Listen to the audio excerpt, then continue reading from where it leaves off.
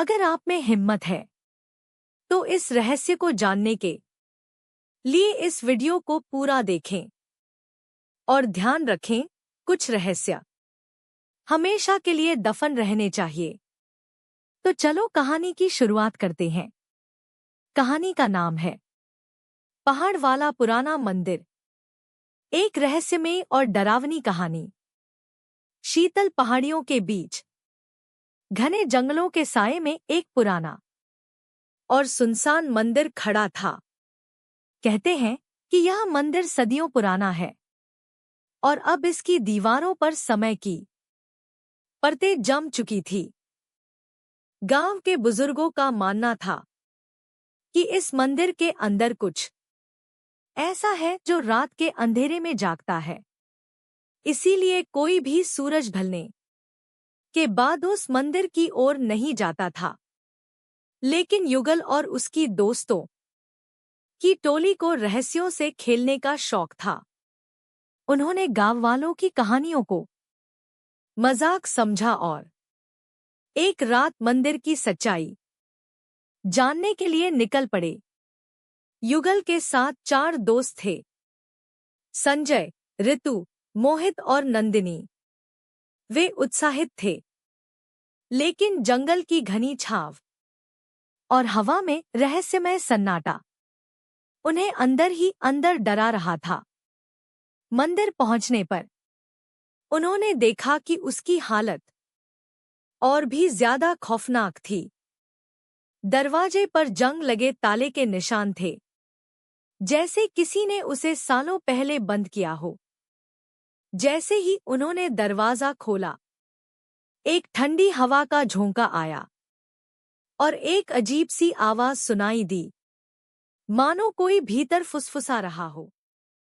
रात के सन्नाटे में भीतर घुसते ही युगल ने देखा कि मंदिर के अंदर एक प्राचीन मूर्ति खड़ी थी, जिसकी आंखें अंधेरे में चमक रही थी। मूर्ति के चारों ओर अजीब सी लकड़ी के निशान और जमीन पर गहरे खून के धब्बे थे। अचानक मंदिर के दरवाजे खुद ब खुद बंद हो गए। नंदिनी डर के मारे कांपने लगी और दरवाजा खोलने की कोशिश करने लगी, लेकिन वह हिल भी नहीं रहा था। तभी संजय की नजर मंदिर के एक कोने पर पड़ी, जहां एक पुरानी किताब रखी थी। उसने उसे उठाया और पढ़ना शुरू किया। जैसे जैसे उसने किताब के पन्ने पलटे, उसके चेहरे का रंग उड़ गया। किताब में लिखा था कि इस मंदिर को कभी भी सूरज ढलने के बाद न खोला जाए, क्योंकि इसके अंदर एक प्राचीन शाप छुपा है। जो भी रात के समय मंदिर में प्रवेश करता है, वह कभी वापस नहीं लौटता। अजीब घटनाओं की शुरुआत। इतना पढ़ते ही मंदिर के अंदर भयानक आवाजें गूंजने लगी।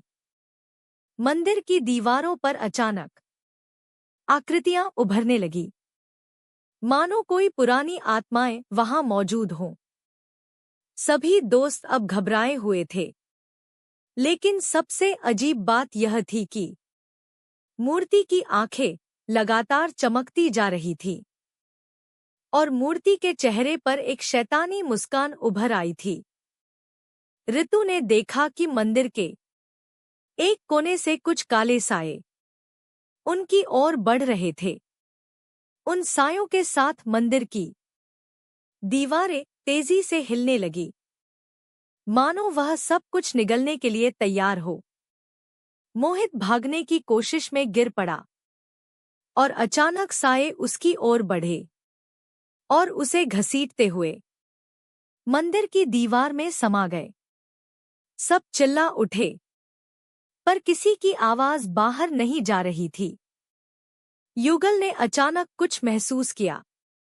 उसे याद आया कि बुजुर्ग कहते थे, मंदिर का शाप तभी टूटेगा जब कोई व्यक्ति अपने प्राण त्यागेगा।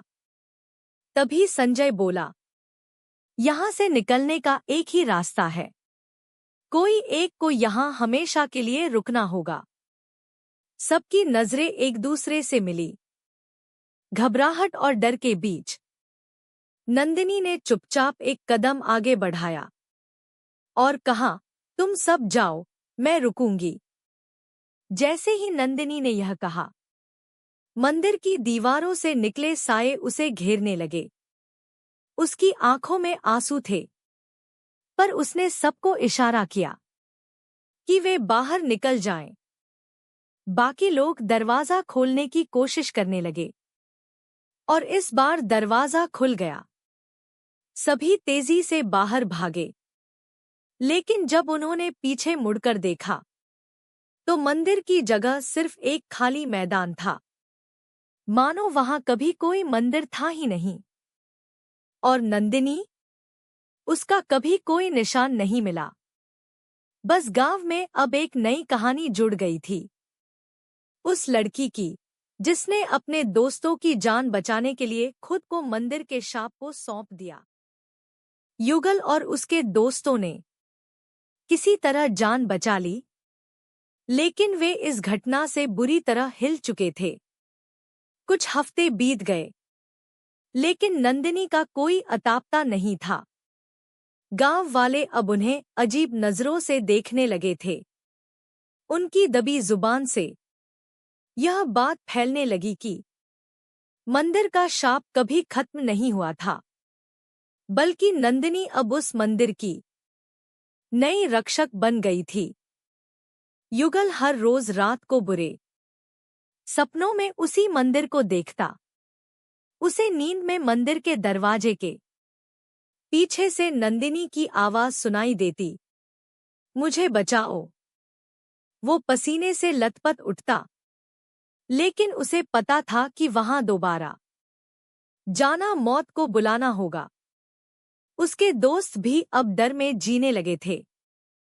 संजय तो अचानक शहर छोड़कर चला गया और मोहित को हर रात ऐसा लगता कि कोई उसकी खिड़की के पास खड़ा है। एक रात युगल के फोन पर एक अनजान नंबर से कॉल आया।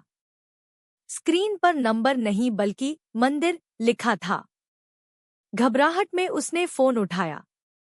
दूसरी ओर से एक धीमी जानी पहचानी आवाज आई, युगल आओ, मैं इंतजार कर रही हूं।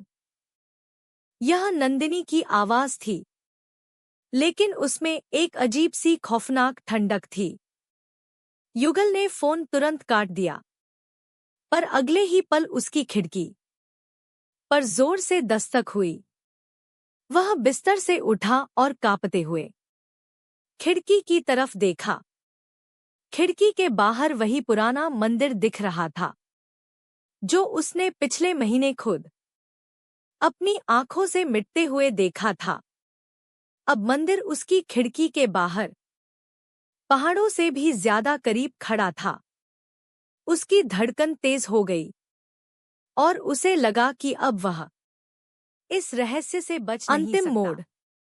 युगल ने अगले ही दिन अपने दोस्तों को इकट्ठा किया और उन्हें सब कुछ बताया।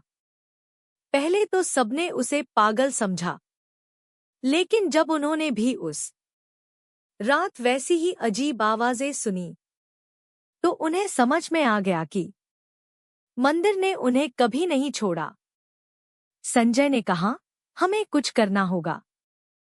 हमें वापस उस मंदिर में जाना होगा और इस बार इसे खत्म करना होगा।